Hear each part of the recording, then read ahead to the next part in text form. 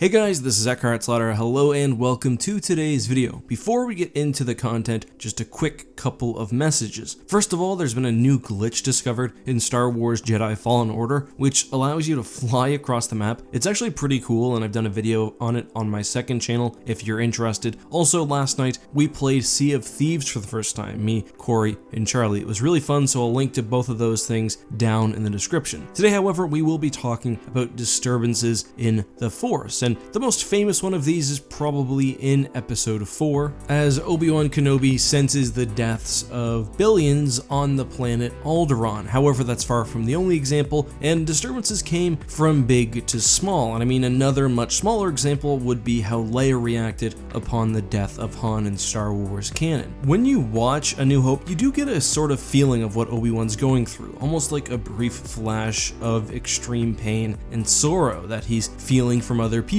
However, the Star Wars Legends EU really dives into what experiencing a disturbance in the Force was like, and it is quite horrific. So probably the best example of this comes from Jedi. Jedi is unique because it's written from a first-person perspective, so we see the thoughts of Jedi in training Corran Horn. Jedi also takes place, for at least part of the book, concurrently with the Jedi Academy trilogy, so while the events of those three books are happening, we're getting Corran Horn's perspective wherever he is in the galaxy. One of the major plot threads of the trilogy is Kip Duron's theft of the Sun Crusher, an extremely powerful Imperial superweapon. Kip, who is under the influence of Exar Kun, goes to the Karita system, which is home to a military base and presumably other populated planets, and destroys the star, causing it to go supernova, killing billions upon billions of people. Now you have to keep in mind that this happened nearly a decade after the Battle of Endor, as Luke was setting up his Jedi Praxium and was teaching his first class of students. So this is a time period where, for the first time since Order 66, Jedi were beginning to come together. So as the Karita system is destroyed, we get the reaction of those in the class, and specifically from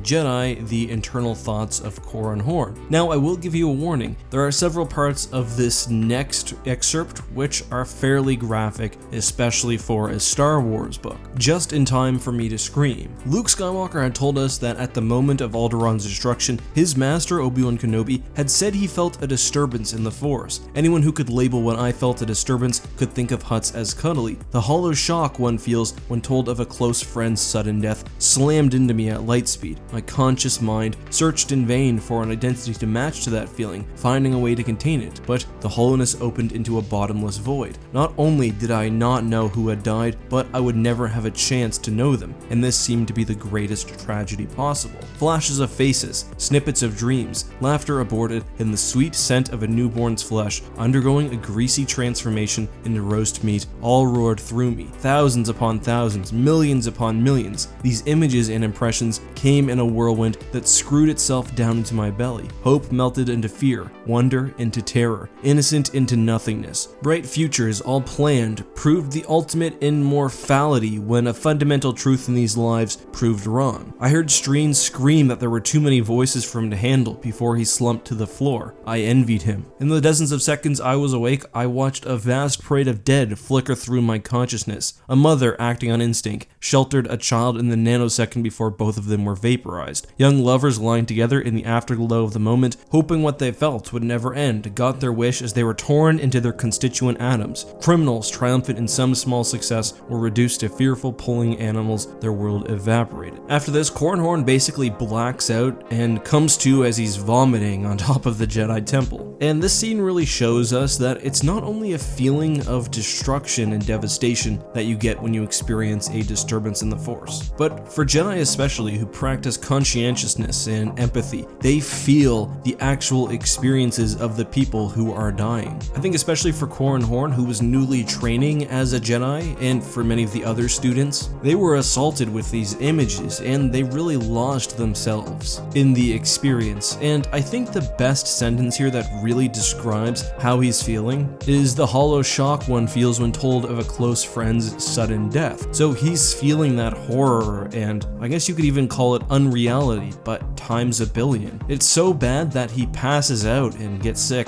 just because of the pure mental and emotional onslaught. And the destruction of Karita was so bad that even the Jedi twins twins, Jason and Jaina, despite still being infants, also could feel the disaster. But I, Jedi is far from the only book to cover this type of thing. Another example which sort of talks about the empathetic connection that Jedi have to others, especially upon death, is The New Rebellion. This is not really an obscure, but definitely a less popular Star Wars Bantam era book. The story gives us several great acts of terror. One of them is massive destruction like on Karita, but there's also a bombing on the Senate, which kills dozens of people.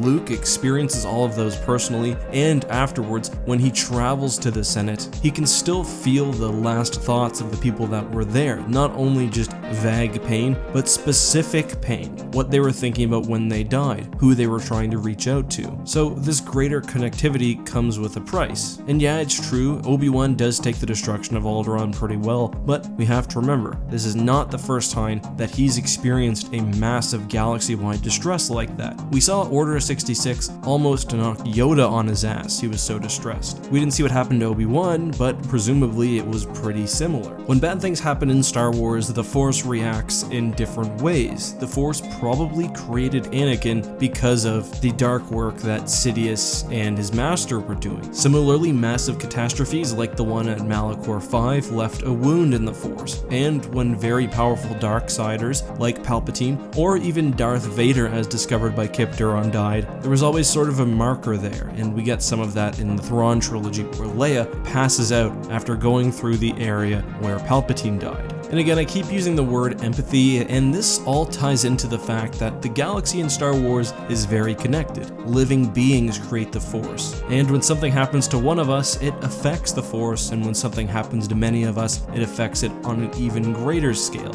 And I do like that. I think it's sort of a good message, and it definitely points to the Jedi ultimately being probably in the right, but I think there's a lot that also points to that. Anyway, guys, that's all I have on this topic. Let me know if you thought this interesting. Let me know if you've read I, Jedi and the Jedi Academy trilogy and what you thought of those. Again, just a reminder that there's links to lots more content down in the description. But before I go, we'll take a hashtag AskEck question from Aiden, who says, I just finished Thrawn Treason, and there was a reference to real space. So does that consequentially canonize other space and the original understanding of hyperspace? Well, real space and hyperspace have been canonized since very early on in the Disney EU. I think there's even a reference to real space in the movies at some point, so that's never really been in debate. They haven't changed really the basic mechanisms of how hyperspace and real space work. However, and this is an important point, just because something related to another concept is canonized doesn't mean that everything associated with that is. I know that's not very clear at all, but just for example, because Thrawn was canonized in Star Wars Rebels, that doesn't mean that the Chimera was canonized, that doesn't mean that Captain Pellaeon was canonized, that Heir to the Empire and Mara Jade and the events in that were canonized. It's just specifically what's brought in. You really have to treat the two canons as separate. Now, of course, as it turns out, many of those elements would be brought back into canon, including the Chimera and Pellaeon, but that's not because of their original Legends relation to Thrawn. You really have to imagine it like this. Legends is a notebook, and I'm writing a book.